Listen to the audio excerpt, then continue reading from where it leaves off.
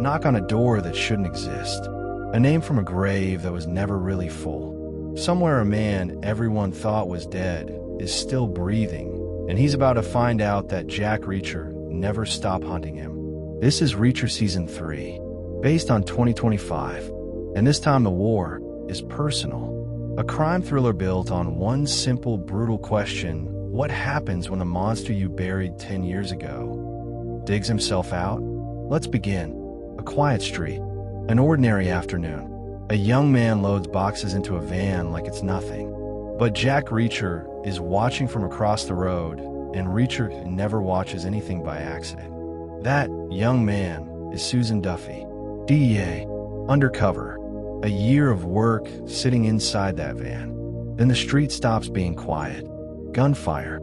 Screaming. Duffy's partner drops before he even understands what's happening. Her entire operation gone in 9 seconds. And Reacher, a man who is never even supposed to be here, walks straight into the smoke. Because he isn't here for Duffy. 10 years ago, Reacher hunted a man named Quinn.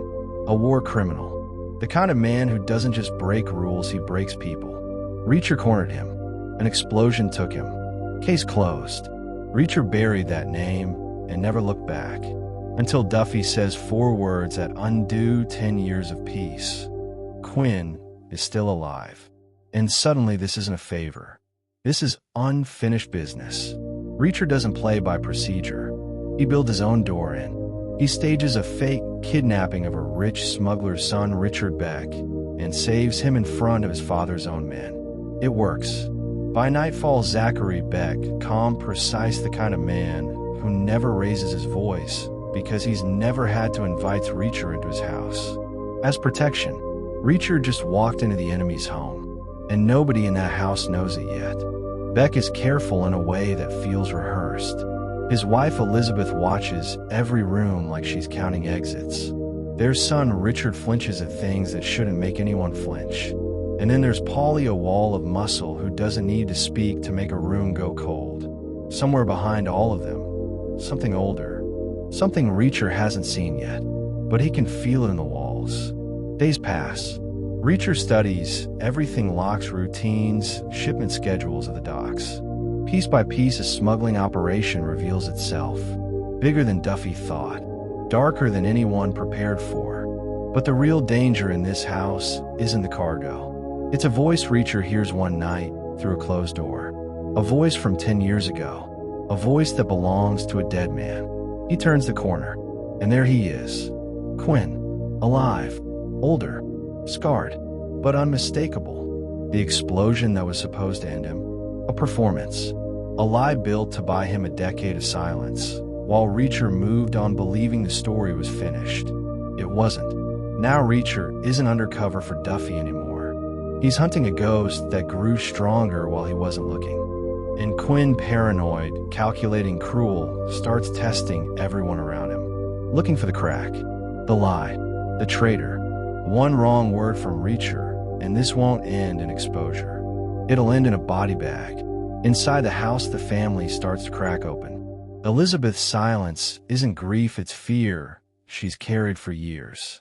Richard isn't nervous. By nature, he's hiding something that could burn his father's empire to the ground. And Zachary Beck, the calm one, the composed one, starts showing exactly what he's capable of when control slips. Loyalty here isn't loyalty. It's survival wearing a mask. At the docks, the operation moves in the open, guarded watch precise. Reacher feeds pieces of it to Duffy, walking a line where one mistake ends everything. Then the line breaks. Gunfire rips across the loading yard. Bodies fall, screaming. Chaos with no clear side. Reacher survives. But someone inside Beck's circle now knows there's a leak. And the eyes in that house start turning toward him. We see Quinn fully now, not a rumor, not a memory, but a man who tortures for information and punishes for entertainment. Reacher watches him hurt someone innocent and has to stand there, has to do nothing.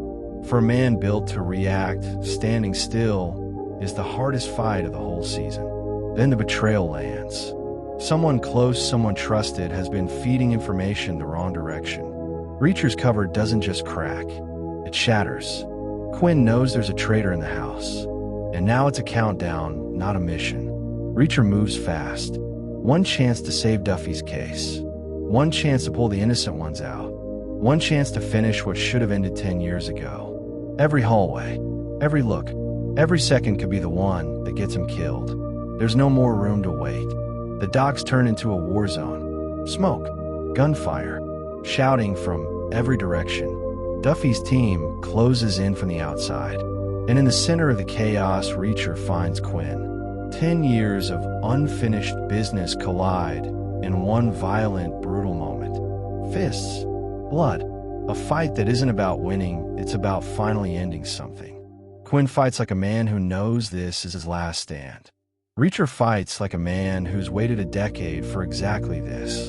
The noise fades, and only one of them is still standing. With Quinn gone, the Empire collapses overnight.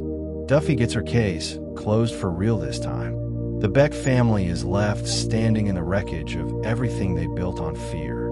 Underneath the action, this season asks something quieter. Can you ever really close a wound by pretending it healed? Reacher believed Quinn's death gave him peace. But peace built on assumption isn't peace. It's a countdown waiting to go off. The Beck family mirrors the same lie on a smaller scale. A household built on control mistaken for love, mistaken for safety. In the end, Reacher doesn't just kill a man from his past. He finally finishes something he never got to close.